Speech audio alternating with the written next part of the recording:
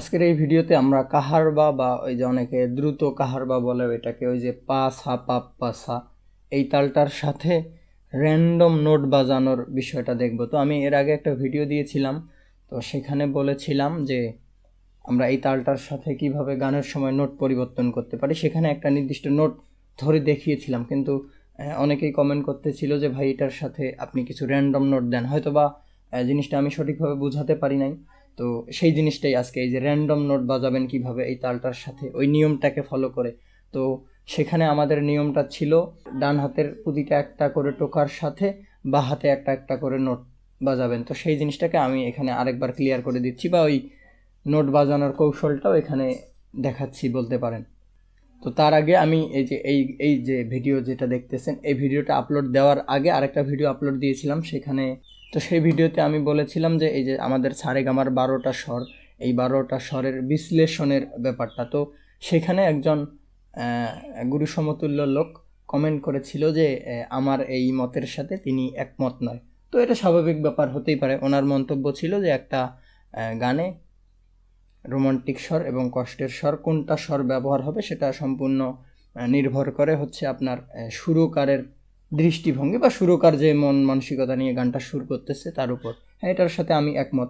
কিন্তু উনি প্রথমে যেটা বললেন, তো ওই যে আমার সম্পূর্ণ কথাটার সাথে তিনি একমত নয়। তো তার উদ্দেশ্যে আমি এখন কিছু কথা বলতে চাই। হয়তো বা তিনি আমার কথাটাকে সঠিকভাবে বোঝে নাই, তো আমি সেই জিনিসটাকে একটু ক্লিয়ার করি। তো আগের ভিডিওতে আমি বলেছিলাম যে আমাদের এই 12টা স্বর, এই 12টা স্বরের মধ্যে আপনারা একটা কষ্টের গানে কোন কোন স্বর ব্যবহার করতে পারবেন। তো এইরকম ছিল ভিডিওটার আর কি মেন টাইটেল।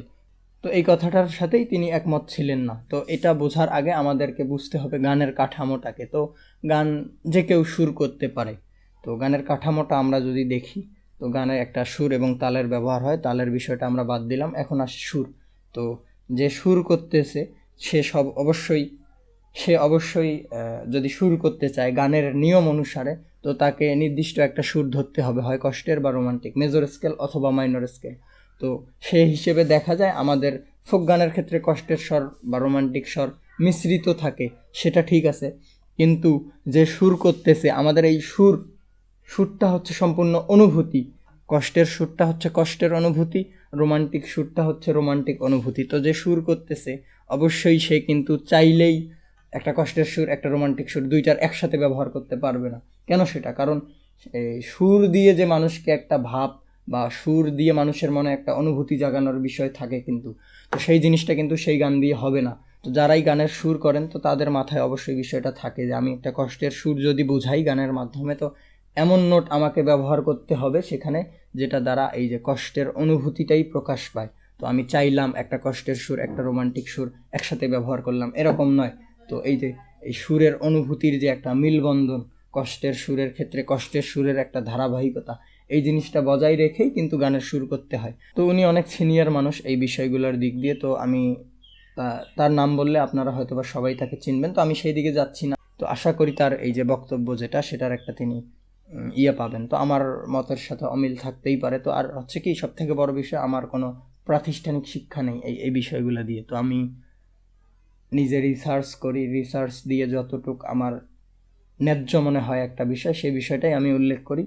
তো এটাই হচ্ছে কথা, আমরা সেদিকে না যাই, আমরা এখন প্র্যাকটিসে যাই। তো আমাদের প্র্যাকটিসের নিয়মটা ছিল ডান হাতের প্রতিটা টোকার সাথে বা হাতে একটা একটা করে নোট। তো যারা এখনও আমার ওই আগের ভিডিওটা দেখেন নাই, তারা সেটা আগে দেখে আসেন, তাহলে এই জিনিসটা ইজি মনে হবে। এই যে কাহার বা তালের গানের সময় যে নোটের পরিবর্তনের ব্যাপারটা, তো এটা আপনাদের কাছে আরও ইজি হবে। তো চলেন আমরা সারেগামা যেটা আছে শুদ্ধ স্বরে, সারেগামা পা ধা নি সা, এটাতেই আমরা এই জিনিসটার ব্যবহার দেখাবো। তো আমাদের নিয়মটা ছিল কি, ডান হাতের তালের প্রতিটা টোকার সাথে বা হাতে একটা একটা করে সুর। তো গান বাজানোর সময় সুর এবং তাল দুইটার ব্যবহার হয়, তো আপনাদেরকে মাথায় রাখতে হবে তালের সাথে মিলিয়ে সুর বাজানোর বিষয়টা। তো সেই হিসেবে আমাদের তালটা যেটা, সেটা হচ্ছে এরকম পা সা পা পা সা। এটা না, সেই নিয়ম অনুযায়ী আমরা সারেগামাতে যদি বাজাতে চাই, তাহলে প্রথমের পাটাতে আমরা প্রথমের যে পায়ের টোকাটা আছে ডান হাতের, সেটা আমরা সায়ের তারে যদি দেই বা সা বাজাই, তাহলে কি দাঁড়ালো? সা পা পা, ডান হাতের কাজ পা, বা হাতের কাজে এই যে সা বাজতেছে। কিন্তু এখন যদি রেতে ধরি, আমি সায়ের টোকাটা দেই পা সা পা সা সা রে, এটা বাঁ হাতের কাজ সা রে, আর ডান হাতের কাজ পা সা পাপ পাপ পাপ পাপ, ডান হাতের কাজ পা সা পাপ পা সা পাপ পা সা পাপ পা সা পাপ পা সা পাপ পা সা পাপ, আর বাঁ হাতের কাজ সা রে গা।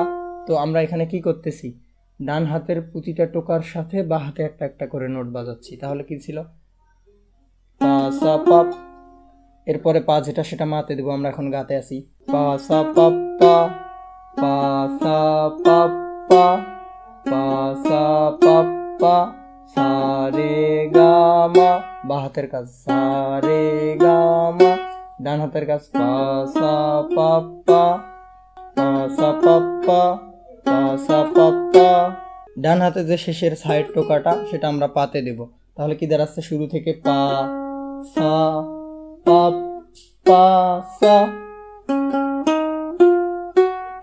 তো এখানে অনেকে প্রশ্ন করতে পারে আমি ডান হাতে কি বাজাচ্ছি। তো ডান হাতে বাজানোর যে নিয়ম আছে, ডাবলে বাজানো অথবা সিঙ্গেলে বাজানো, আপনারা ডাবলেও দিয়েও করতে পারেন বা সিঙ্গেল দিয়েও করতে পারেন। ওই যে পার্থক্য, ডাবলে বাজালে শুনতে ভালো লাগবে, সাউন্ডটা ভরাট ভরাট লাগবে, আর সিঙ্গেলে বাজালে ফাঁকা ফাঁকা লাগবে, এটাই।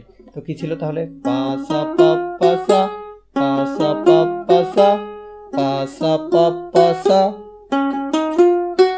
তো আপনাদেরকে এখানে মাথায় রাখতে হবে তালের যে বিষয়টা, তালের যে একটা নিজস্ব চলার ধরন, সেটাকে ঠিক রেখেই বাঁ হাতে সুরটা সেটার সাথে তালের সাথে মিলিয়ে বাজাতে হবে। তো পা সা পাপ পা সা। তো এইভাবেই যদি আমরা র্যান্ডম নোট বাজাই, তো র্যান্ডম নোট বাজানোর সময় আপনাদেরকে মাথায় রাখতে হবে সুরের দিকে কোন দিকে যায় যাক, আমাদের হাতের জড়তাটা কাটানোর জন্য। তো বিভিন্ন রকম বা যে কোনো সুর এখানে বাজতে পারে, আমাদের সুরের দিকে ফোকাস না রেখেই তালের বিষয়টা আমাদেরকে দেখতে হবে। তো আমরা যদি র্যান্ডম নোট বাজাই, আমি এখানে কি নোট বাজাই সেটা দেখার বিষয় নেই, আমাকে মাথায় রাখতে হবে তালের একটা করে টোকার সাথে বা হাতে একটা করে নোট বাজবে। তো আমি যদি এটা বাজাই,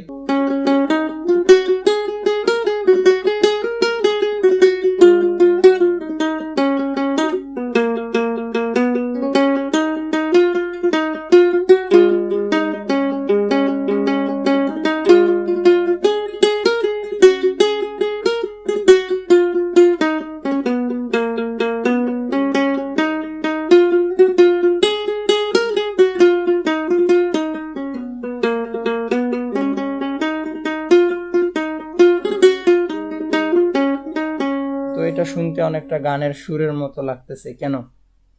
কারণ গানে এইভাবেই বা এই নিয়ম অনুসরণ করেই বাজানো হয়। তো আপনি এই জিনিসটা শিখলেন, এটার প্র্যাকটিস করে যখন হাতের জড়তাটা কাটিয়ে উঠতে পারবেন, এর পরবর্তীতে যখন সুরের বিষয়টা ধরতে পারবেন, একটা গানের সুর কোথায় কোথায় হবে, এই টেকনিকটা সেই সুরের নোটে বা সেই নোটে অ্যাপ্লাই করে গানটা বাজিয়ে দিলেন, হিসেব শেষ। আর অনেকেই আমাকে শেখার জন্য নক করেন। তো আমাদের একটা রেকর্ডেড কোর্স আছে, আমাদের চ্যানেলে যারা আছেন সবাই জানেন, তো এটা নিয়ে বলার কিছু নেই। আপনারা যারা শিখতে চাচ্ছেন তারা চাইলে এই রেকর্ডেড কোর্সে জয়েন হতে পারেন। মোটামুটি একটা শেখার জন্য যে যে বিষয়গুলো দরকার সব কিছুই আমাদের এই রেকর্ডেড কোর্সে উল্লেখ করা আছে। তো যারা জয়েন হতে চাচ্ছেন স্ক্রিনে দেওয়া নাম্বারে যোগাযোগ করলে জয়েন হতে পারবেন। ভালো থাকবেন সবাই, দেখা হবে পরবর্তী কোনো ভিডিওতে।